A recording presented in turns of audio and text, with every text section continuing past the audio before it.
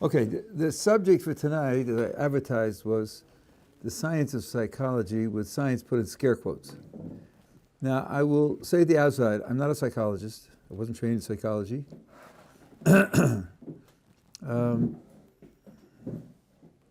So I have three main points to make tonight, but if someone has special training in psychology and thinks that I'm misrepresenting or misunderstanding or in some other way not giving psychology a fair presentation, I would be delighted to hear from such people. I've done some reading, and some of the points are really philosophical points about psychology, where I do feel that I do have training. I have three main points to make tonight. I want to acquaint you with the replication crisis that exists in so-called experimental psychology. That's taken from the literature that you can get by Googling it instantly. And then the second point is that too much of psychology is value-laden to be considered scientific.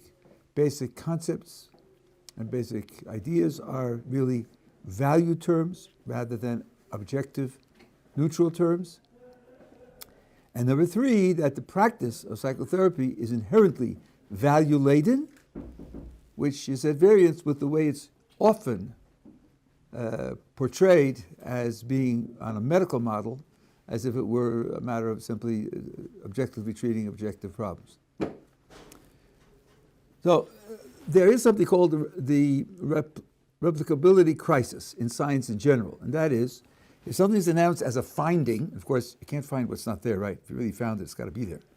Finding that a certain phenomena exists, sometimes people will try to reproduce the finding. They'll do the experiment over again and see whether they get the same result. This has caused a crisis in science in general, but very much so, centrally so in psychology. As the Wikipedia article reports, despite issues with replicability being pervasive across scientific fields, several factors have combined to put psychology at the center of the conversation. Some areas of psychology once considered solid, such as social priming, have come under increased scrutiny due to failed replications. Even Daniel Kahneman, who earned the Nobel Prize in economics for his studies on the psychology of economic behavior, even he had to admit, he published a best-selling book, Thinking Fast, Thinking Slow, and discovered, as he himself reports, that one of the fallacies that he exposes in the book, he himself committed that fallacy, and therefore some of the book's conclusions are wrong.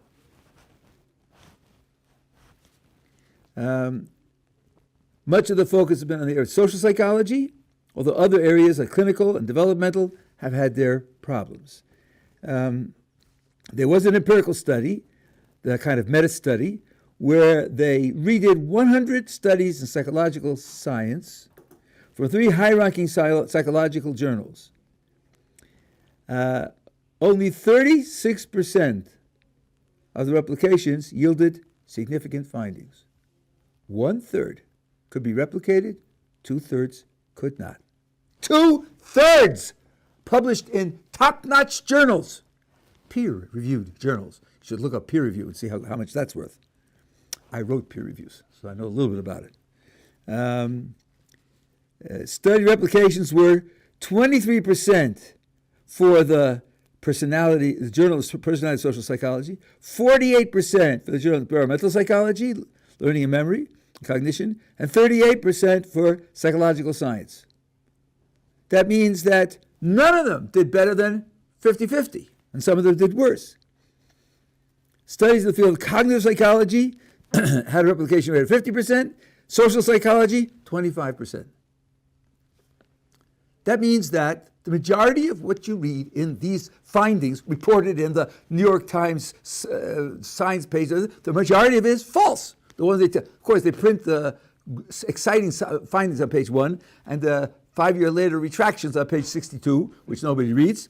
But them's the fact. In fact, there's a website called Retraction Watch. Retraction is where you have a published paper which is later retracted because it's discovered that it was wrong. And these guys collect them over the year and show you all the ones that were retracted. Such as this study was also reproduced in the journal Nature, if you know about the status of the various journals. And by the way, they point out here is an interesting meta remark.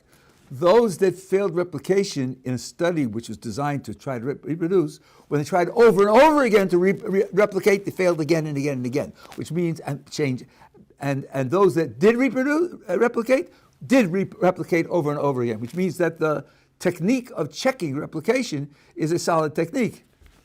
One of the excuses was, well, things depend upon various conditions that change and you can't control them, but that's simply not true.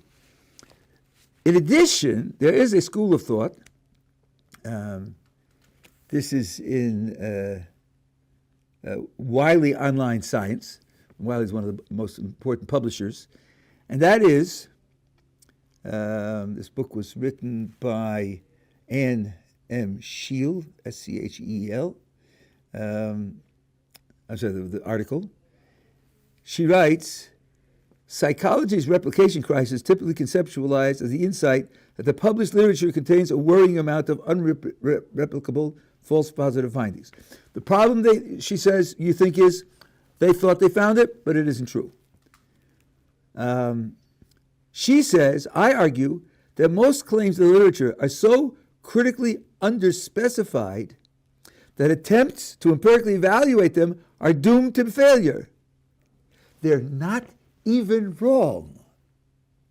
They're not even wrong. Because to be wrong, you have to say something clear enough to test. They're not even wrong because they don't say anything that could be tested. It's also, I'd say, a pretty damning. Now, one famous case is the Kitty Genovese case. This woman was murdered, and the report was in the paper of record, the New York Times, that this was in front of many witnesses who observed it and did nothing. And this became known as the Genovese effect or the bystander effect, where when you have a large group of people and they see a tragedy going on, they're inhibited somehow from intervening and trying to help. And this became a standard thing that was reported in the textbooks and everything else. Well, it turns out that the New York Times report was dead wrong, which they themselves had to acknowledge 30 years later.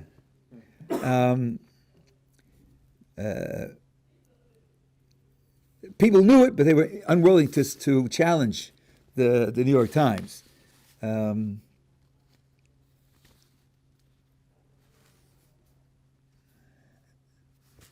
tell you what, if I have the,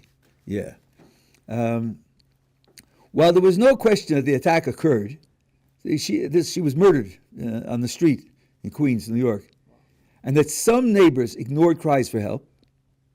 The portrayal of 38 witnesses, which the Times reported, as fully aware and unresponsive was erroneous. The article grossly exaggerated the number of witnesses and what they had perceived. None saw the attack in its entirety, not one.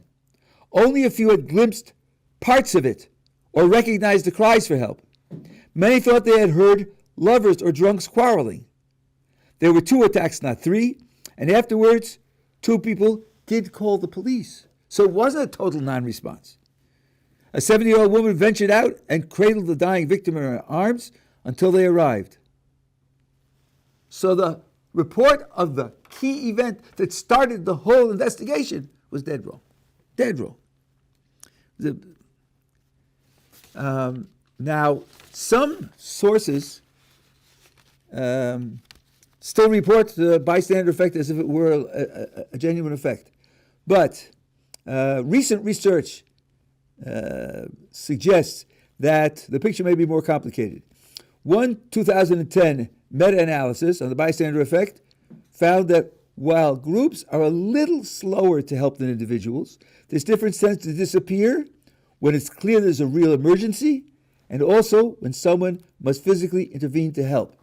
When those factors are present, then the difference between groups and individuals goes away. Overall, researchers have largely ignored when people do help. Listen to this. Researchers who are researching the effect and checking the cases where it happens, ignore the cases where they do help. Gee, if you're trying to study a phenomenon to find out whether people help or not, wouldn't you think that some cases where they help would be data?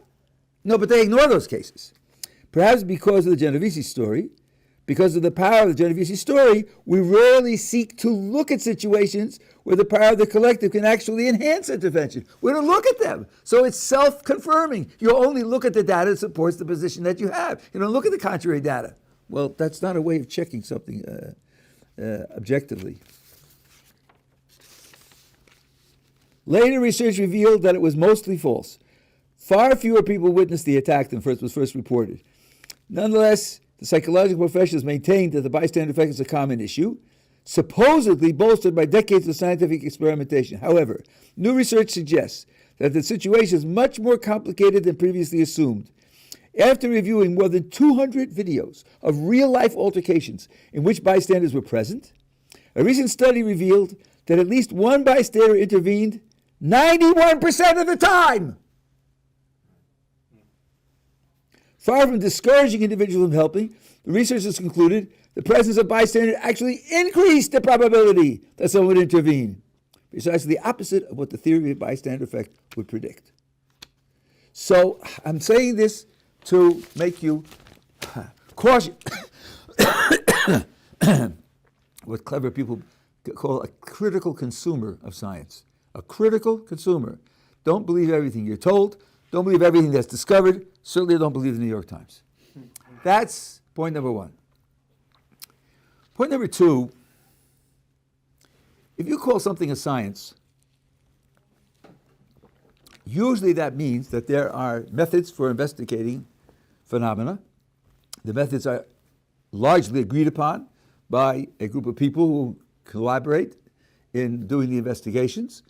There are standards, reasonably objective standards and commonly understood standards for success or failure in an investigation, what counts as strong or weak evidence, for or against.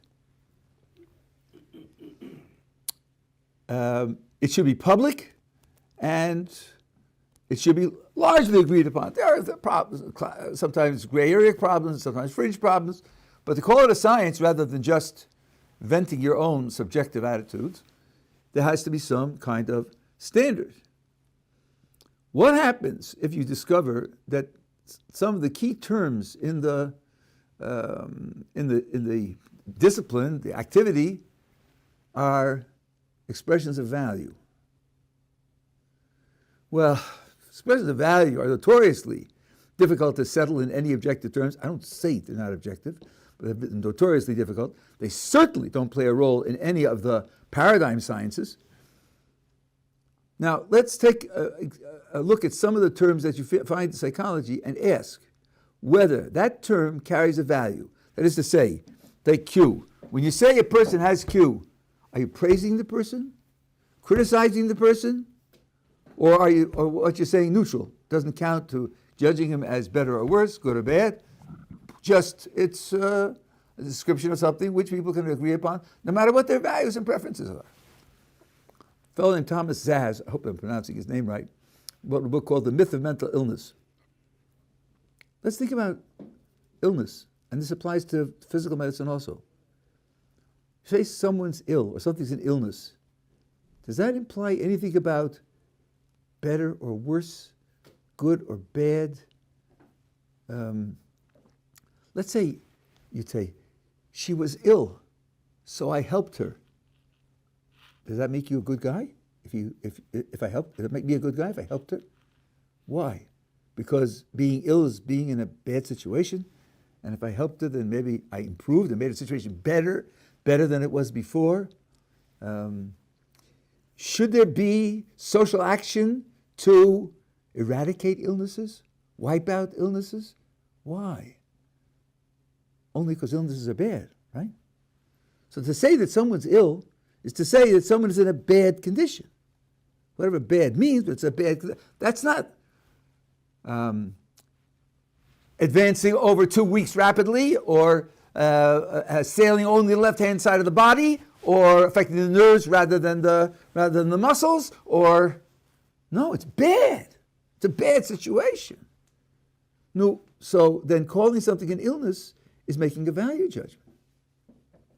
So, for example, in the 70s, there was a survey of the clinical psychologists whether homosexuality is an illness.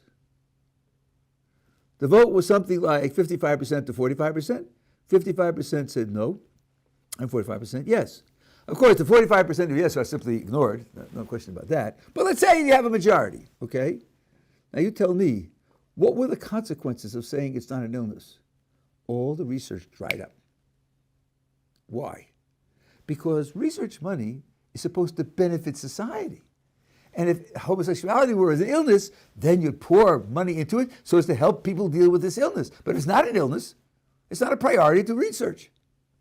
Research things that are hurting people. Research things that are have bad consequences for people, not for things that are neutral. If it's an alternatively equal lifestyle, so then you can research it like anything else, but it doesn't have the pressing necessity or value of researching an illness. But now, if an illness is by definition a bad condition, and you query psychiatrists or psychologists on whether or not it's an illness, what you're asking is for their value judgment as to whether it's bad.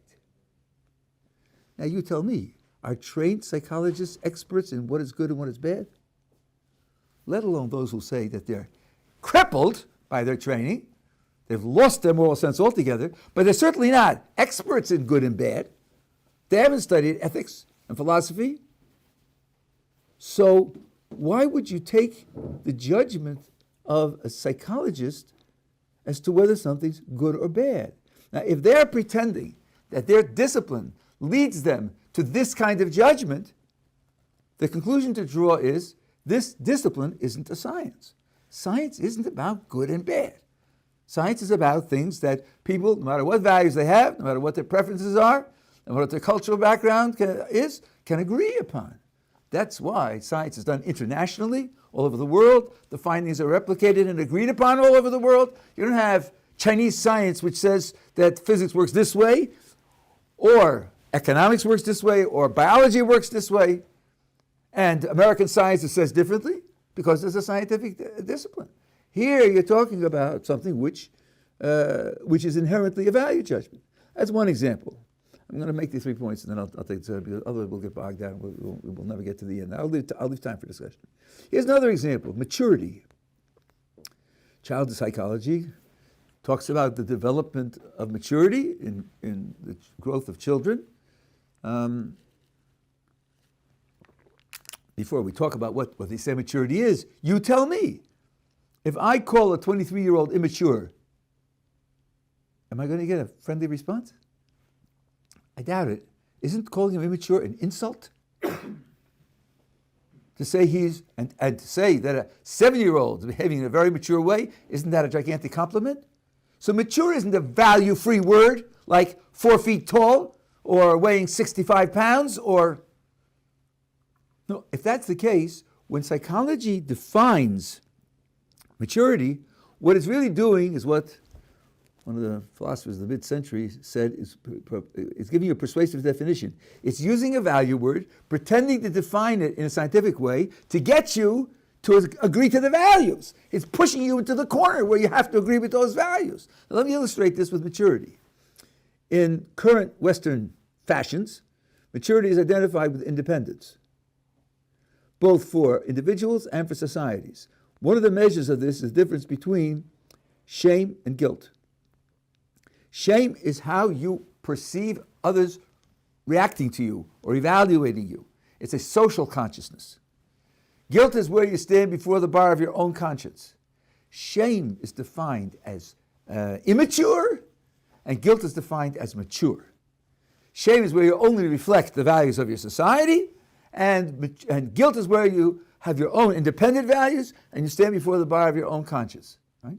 And shame societies are regarded as more primitive societies, and societies that move to guilt as the understanding of failure and understanding of appropriate motivation for self-improvement are considered to be more advanced societies. What that means that the word maturity is being used as a term to praise independence and autonomy, praise it and value it more highly than social consciousness and social dependency.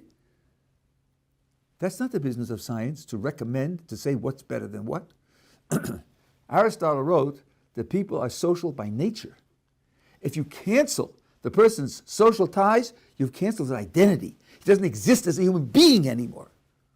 A person who is sensitive to his status in society is not primitive and childish and hasn't yet become independent. The person who thinks of himself as independent in the Western sense is sick. He's crazy. It's like saying, I don't have hands and feet. It's like saying I float in the air. It's detached from reality. That's what Aristotle would say. I'm not recommending Aristotle. I'm pointing out that this disagreement here isn't a scientific disagreement. It's a disagreement about a vision of what a human being is, what a human being could be, and how a human being could develop, and what's ideal. These are moral issues. These are value issues. These aren't objective issues. So the one thing that you need to be is very conscious of the fact that many of the terms that are given operating definitions, criteria, and on the basis of that, people are going to evaluate and judge and work to promote, are really expressions of values. And I would say, at the very least, people who are trained in psychology and psychiatry are not experts in values. They're not experts in what is better or worse.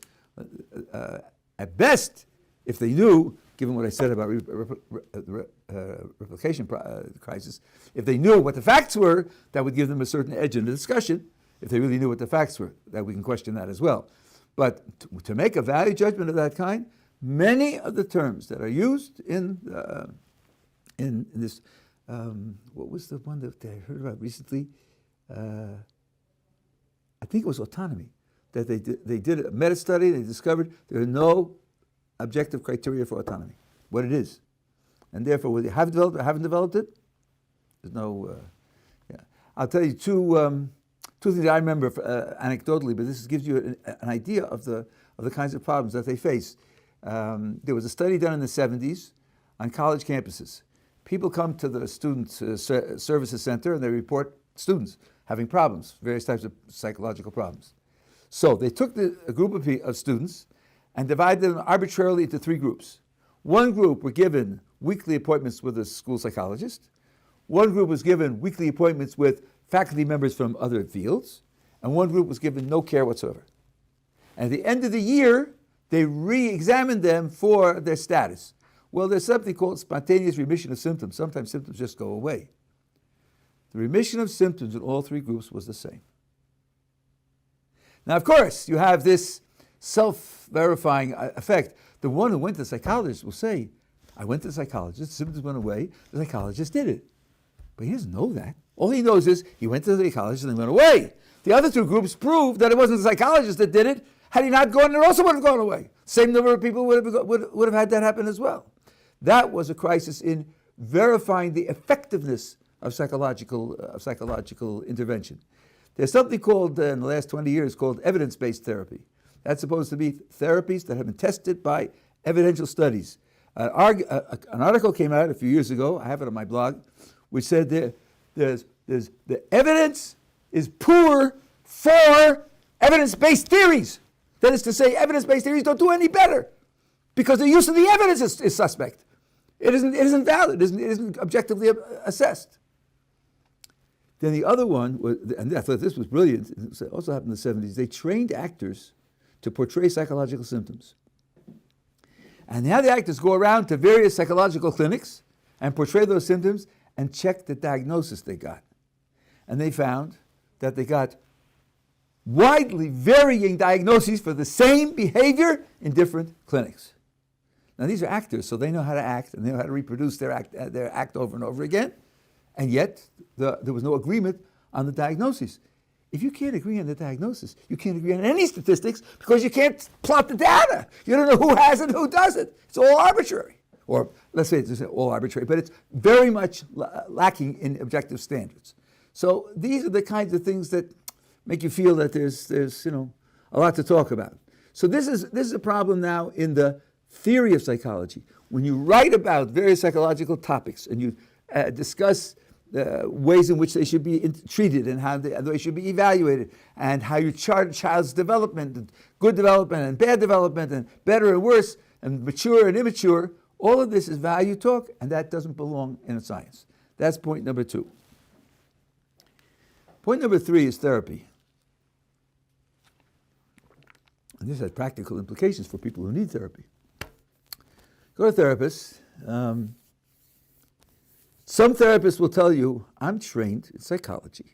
Of course, there are many schools of psychology. I'm trained to be a good practitioner in 1 or 2 or 3. I know what the techniques are. I know what the results are. I know how to apply them. And I'm simply a practitioner.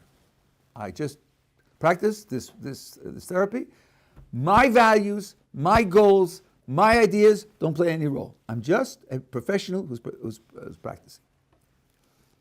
Okay, now, I want to consider what this therapist will do in a variety of scenarios where a person comes and asks for help.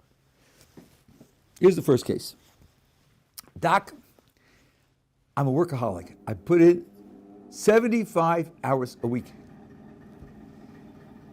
It's ruining me. It's ruining my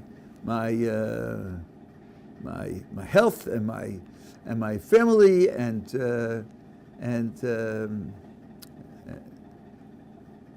sorry, 1 second.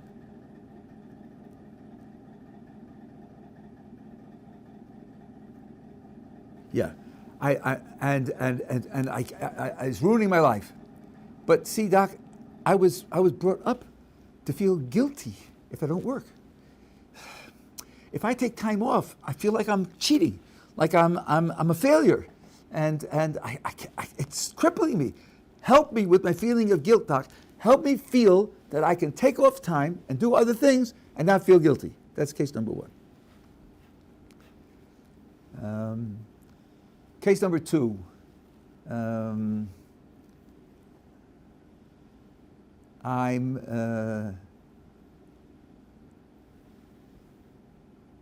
working in a car assembly plant. I install the brakes. Doc, it's very, very boring, very repetitive. It's like, and I get fed up from time to time. So once every 2 or 3 months, I put in the brakes backwards. So they'll accelerate instead of slowing it down. That gives me the strength to go on, right? But I have a problem, Doc. I feel guilty about doing that. I know I'm paid to put them in right. And I know that maybe it could be dangerous, but it's very hard. It's very boring. It's very hard. Help me not feel guilty, Doc. Help me not feel guilty when I put in the brakes. Backwards.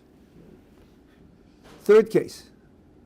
Doc, I'm one of 3 junior vice presidents, and in the next 6 months there's going to be a promotion. But on the basis of our records, I can get into the other 2 guys' records, and I can insert false information to discredit them, so that I get the promotion. Doc, I'm going to get that promotion. I know how to do it, and I'm going to do it. But I was brought up in this household with parents who have these certain restrictions on their behavior, and I'm going to feel guilty. Help me not feel guilty, Doc. I don't want to feel guilty when I put that false information into their records, so that I get the promotion and they don't. That's case number 3. Case number 4. Doc, I've had it with my wife. I can't stand it anymore. It's driving me nuts. It costs me too much to think of divorce. I can't possibly do that. I'm having an affair. But I was brought up to feel guilty about having an affair.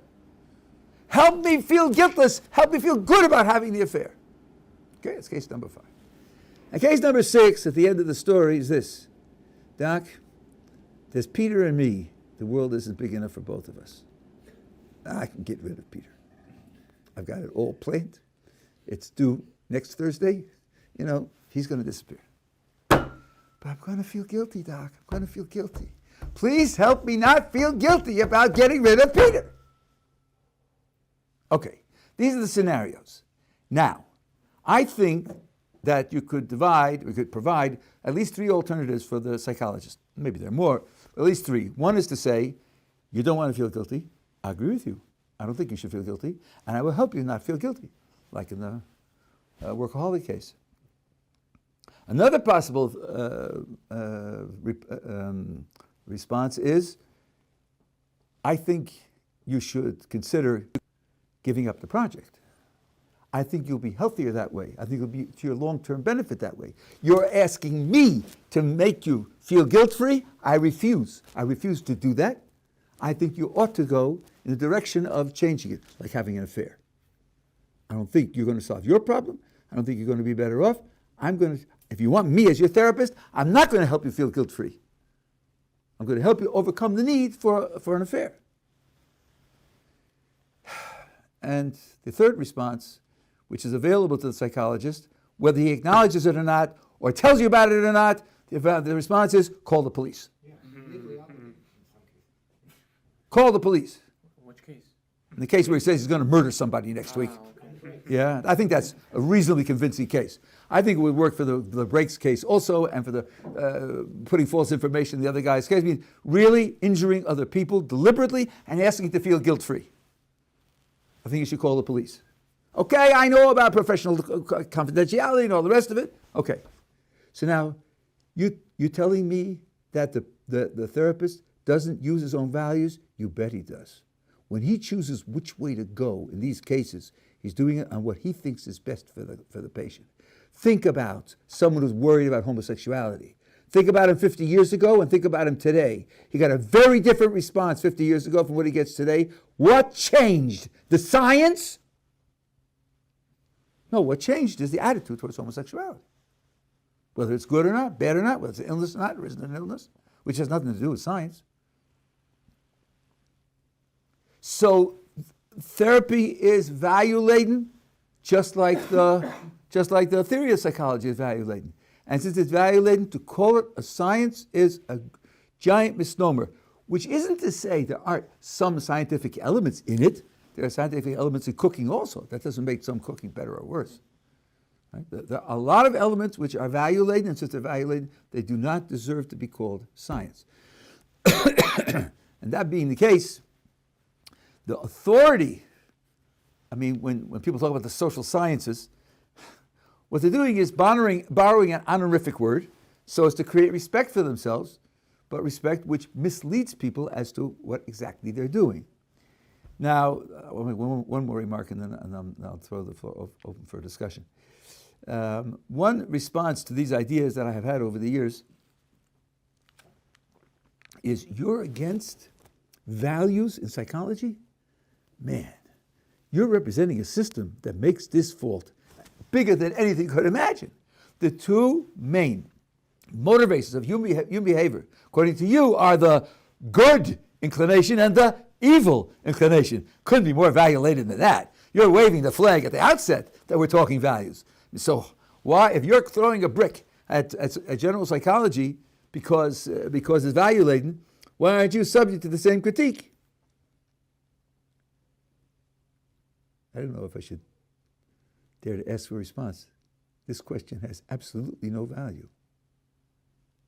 Has absolutely no value. Because we don't claim to be scientific. We don't use the word science. My complaint is about the word science. Didn't I say it enough times in the last half hour? It's whether it's a science or not. My title was The Science of Psychology. We don't claim to be scientific. Of course it's value-laden. Everything in Yiddishkeit is value-laden. We're here to promote certain values because they're right, because they are the ones that are based on reality, because they're the ones that are true. They're the ones that define the real value of life. Of course it's value-laden. Nothing in Yiddishkeit is without value. Nothing. You want to discuss the ethics of it? B'vakasha. We can discuss it and debate it. So we're not pretending to be scientific. The critique I'm expressing is only for something which pretends to be scientific, and therefore pretends to a kind of authority where you have to knuckle under because they know better, because they're trained, and because they have expertise to point out that some of their commitments aren't based on whatever training and expertise they have. And therefore it's disconnected, and therefore they haven't earned that extra authority. Okay, you had at least one question. Yeah, I did. It was in regards to the point on illness. I agree that I think illness is a normative term, or people use it in a normative way, I should say. But they're using it, I imagine, in the sense that when they say this is an illness, they're just saying that there seems to be some type of characteristic, let's say, that someone has that interferes with their life on a day-to-day basis in a negative way. And that is what's bad. So when they use illness in that regard, Let's see. isn't that the normative? You're saying illness, of course, they use it in a certain way that implies values, but all they really mean is that something interferes with their life in a negative way. I take it you think that using those terms avoids the charge of being value-laden. I think in that case it's less like it's less controversial to assume illness as a. I mean, again, like. But hold on one second. What about the word negative? Doesn't that just mean bad? Interferes with their life and cause them something. But you put it in a negative way, and you realize that because some things that interfere with your life are really good for you, and you don't want to avoid all interferences like tests in school, which interfere with your life. You know, it certainly interfere with your beach schedule, right? And so I'm saying by negative I mean harms you. Well, we're back to harm, and harm is a value term, right? It does something to you that's bad, right? Otherwise, it wouldn't be bad. Well, it wouldn't be harm. It's only harm if it's bad. You're not avoiding the values. And the very fact that you have to ask these questions, and you have training in philosophy, shows you how subtle this is. A lot of the vocabulary, which we just normally assume is objective, turns out, when you think about it, it's not so. The same, by the way, is true in the physical medicine. To call something an illness is to say that it's bad. And the proof of it is, as I told you, if you decide that it's not an illness, then research will dry up. Because research is supposed to help people and improve their lives, to make their lives better. So you want to take away from them things that are bad for them. If it's not bad, then you might do it out of general interest, but you certainly won't get the same kind of commitment, and you don't deserve the same kind of commitment. Well, considering, as the Rabbi said, that the therapist is actually interpreting the cases based on his own values, so in the case that a person actually does require therapy, should find a person under certain context which would be more alike to his values? Okay, so this is very good. I do want to speak about this. So now, given that the therapist is going to be using his own values, how do you go about choosing a therapist? This may end up with a very small sample, but the first thing I would do is ask him, what are the values that you use in therapy? What are the values you're committed to in therapy? If he says, I'm only doing it for the patient, my values don't play any role, run! Run, because either he's lying or he hasn't got a clue about what's really going on. It's supposed to be that therapists undergo therapy. If he's undergone therapy and he still thinks that he's not using his values in therapy, get out of there. An honest therapist will say, look, I see people in a certain way. I see certain things as good for them or bad for them. An honest therapist, some will tell you, I think religion is a main psychological problem. If a religious person comes to me with a problem, my first point of access is reduce your religion. It's causing tension, it's causing worry, it's causing self-condemnation. We have to get rid of that. Once we get rid of that pressure, everything will be easier. And then maybe the problem will go away, maybe we can work on the problem in a much better way. My first enemy is religion. If he's honest, he'll tell you that. He'll tell you that. An honest therapist will say, here are the values that guide me. If these values fit into what your project for yourself is, fine, let's have a therapeutic relationship. If not, find somebody else. That would be the honest thing to do. And therefore, for people who are religiously committed, it's extraordinarily dangerous to take as a therapist someone who doesn't share our religious commitment. It might be necessary in some cases, there may be some specialized cases which our people don't have training in. There's a large school of religious therapists of various kinds today. So in terms of support, it's much richer than it was 50 years ago. But that should be the first choice, because then you can be reasonably certain that you and the therapist share the vision of the kind of progress you want to make, rather than his hiding from you what he thinks he knows better than you do and twisting you in that direction. Right? So I think that's absolutely right. You want a match of your basic values if you can find it as close to a match as you can. Yeah. So would we view the word, let's say, healthy as something being healthy, for instance, for someone as a type of still like almost normative term? And if so, then there's also critique applied to things outside of psychological practices like medical science. I just said that. I just said Words like physical medical science is going to have the same. Okay, so That's right. Exactly right. Exactly right. Nata Schiller, he should be well. He's a creative writer, and he said, "There's no creativity without tension." Tension. Is tension good? You hear a lot about it. So then, if you back a person into the corner, he'll say, "Well, I don't mean total tension-free, but there's a gigantic industry of medications to reduce tension. I don't know of any medications that are designed to increase tension in people who are just too placid, too relaxed to do anything significant or meaningful. And if they had a little more pins and needles in them, they would accomplish much more." People don't think that way, but it's not obvious that tension is the enemy. Guilt, from a long time, Herbert Marcuse was famous for talking about surplus guilt, and Jewish writers talked about especially Jewish mothers inflicting guilt upon their children and so forth and so on. So this goes back to the example. That's why I chose guilt from the examples that I gave you. Help me do it without a feeling of guilt. And this is one of the complaints against religion, that therapists is trained to think that people who have religious commitments will feel themselves guilty when they violate those commitments. And there's nothing objective in religion. It's all a matter of psychological projection anyhow. So why should they have to deal with that surplus guilt? And guilt becomes the enemy, and then guilt reduction becomes a major goal of therapy. Well, some people are crippled by guilt. That's true. Our literature talks about that to a great length. Yiyush, where you fall into despair. I'm so guilty, I'll never be able to recover. That robs you of your motivation to try to improve. That's spiritual death. We all agree on that. That's rich in our literature. But not all guilt causes spiritual death. Depends on how it's handled, what the contexts are, whether there's a way to expiate the guilt, whether it's permanent or only temporary, and all that is up for discussion instead of simply reducing guilt. You reduce guilt by reducing a person's commitments, principles, values, commitments. Right? If you're really successful in that project, you transform the person into a squirrel. Oh, here's another thing. I just want to mention this as a footnote. This Wittgenstein pointed out, a great philosopher. Childhood trauma being the source of adults' psychological disturbances, right? So a lot of therapy is getting the person to re-experience the trauma, which has been buried or sublimated, and then to deal with the trauma, and then in that way to heal the person. Has any empirical study been done that the people who report recalling traumas really had the traumas? Let's say it took place 25 years ago.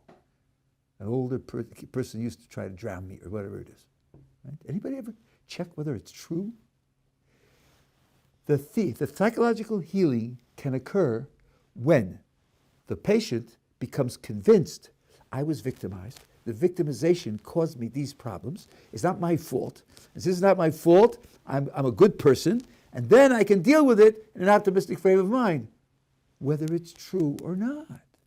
If he has this vision of himself, and that gives him the confidence to work creatively to rebuild his life, the psychologist doesn't care. It doesn't matter to the psychologist whether it's true or not. He's got this thing planted in his mind. With this thing planted in his mind, he will then have a healthier life. Viktor Frankl, who invented what's called logotherapy or existentialist therapy, talked about the need for meaning. And he writes in his book, Man's Search for Meaning, that there was a fellow in the death camps. He himself went through the death camps. The fellow in the death camps was convinced that his brother, who was 50 miles away in a different camp, if he, the one that Frankl knew, would bear his suffering bravely and act bravely, his brother would survive. And if not, not. And he says that belief that by acting bravely he was saving his brother's life enabled him to live and survive. So when I read the book and I talked to other people about it, this was another one. One other one. He said there was a woman who was dying. She was in her deathbed in the hospital, and her last days were made easier to bear by the dialogue that she had with the tree outside the window. Dialogue, not monologue. She talked, and the tree answered her. So I said to someone who was in psychology, but these meanings are false. They're fantasies. And he said to me, you don't understand. What difference does it make? It kept him alive, didn't it? It gave her comfort, didn't it? So, from a psychological point of view, they're psychologically valid, whether they're true or not. So I said this over very often in Shira. Once a person said, my mother met Viktor Frankl, it was 1989 or something, and asked him this question. He said, of course. What it needs to be is psychologically real. But then, if you have a theory based on trauma, you can't distinguish between traumas really happening to people and that causing the effects versus convincing them that trauma happened, and by being convinced of the trauma, they become healthier. But then you can't say that it's traumas that cause the effects, because you don't have any evidence for that. In fact, Freud, who, with whatever his name still is, if you check what he believed about people, they sort of swept his dirt into the background and forgotten about it. Like, for example, all women are immature men. Isn't it obvious? Biology tells you it's so. Babies are born. If you don't look at their sexual organs, you can't tell a boy from a girl, right? Then they grow. They get bigger, taller, heavier, stronger. They grow bodily hair. Men grow, let's say, from 10 to 70, and women grow from 10 to 40. You can see they're shorter, they have less weight, less muscular strength, their voices don't go down as low. It's obvious that women are immature men. It's just obvious, right? And women suffer from penis envy. They're envious of men because they have the organ. They don't have the organ. I mean, such unbelievable shtuyot, right? Such unbelievable shtuyot. No one would take that seriously today. And the trauma theory, Freud and Otto Rank, I think was more prominent in this regard, promulgated this theory, which you find today. I read the writings of a current psychologist whose specialty is trauma therapy, right? And she writes, all psychological problems are trauma related. That's her field, see? So therefore they all have that, right? So turns out that when you do real studies, it's very hard to find the traumas. So they filled in the gaps. There's the birth trauma.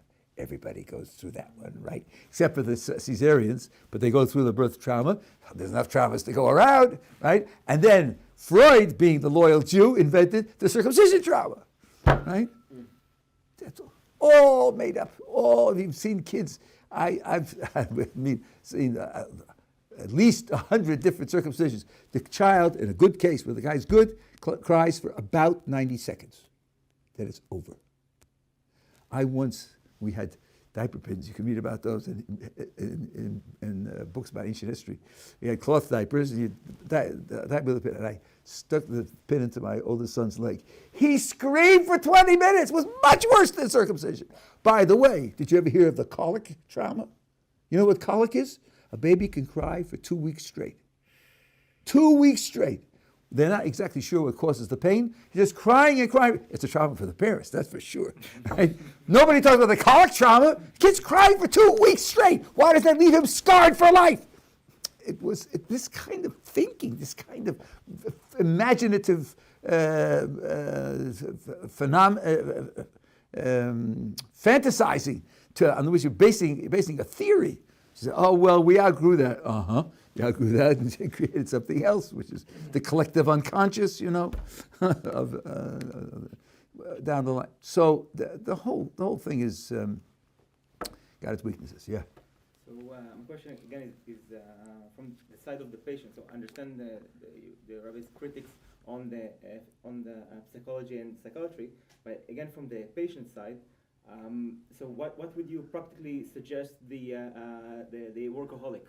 Like choose a therapist that which is a capitalist. Like what options do they have? So which options do they have? So one thing is this: certain therapists have a reputation for being very successful with certain problems, certain particular problems. My wife runs a seminary for girls. This year she has 86 girls. So and every American girl has a therapist. Not only that, the therapists are for life. They don't help you get over problems, they help you live. and they create a dependency so that you can't.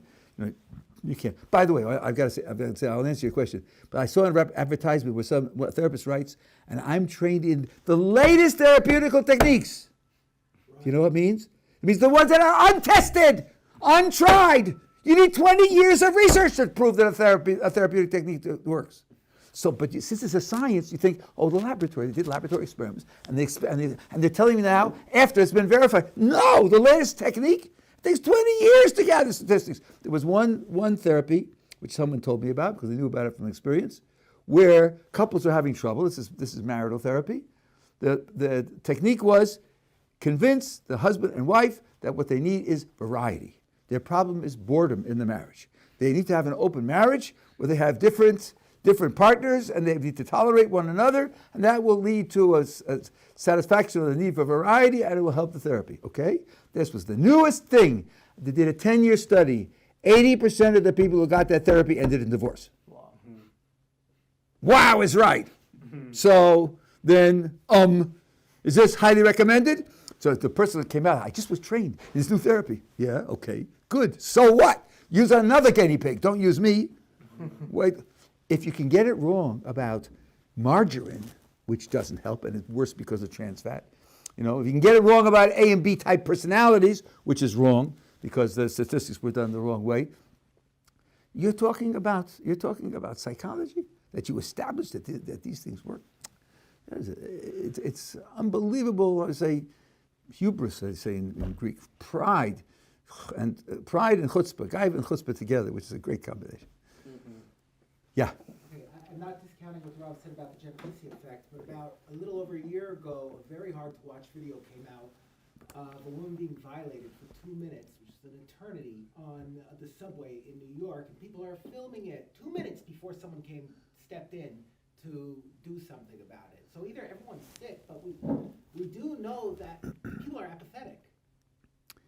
No, you don't.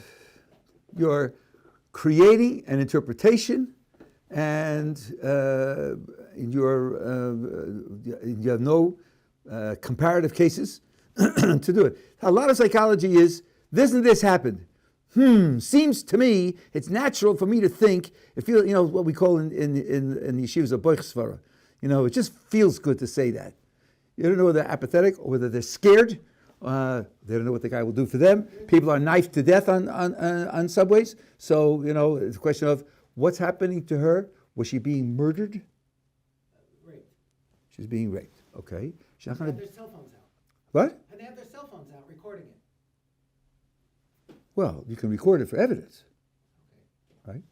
But she's not being murdered. So, and if there are people with knives who kill people. So you have to know, and New York subways now are filled with crime. People are shooting them up with bullets. This guy was wounded 10 people, just arraigned in court. He pleaded guilty. He just took out a gun and shot a subway train full of people. So you have to know what the variables are. It probably would be good to know what the ethnicities were of the people involved in the fight and the people who weren't.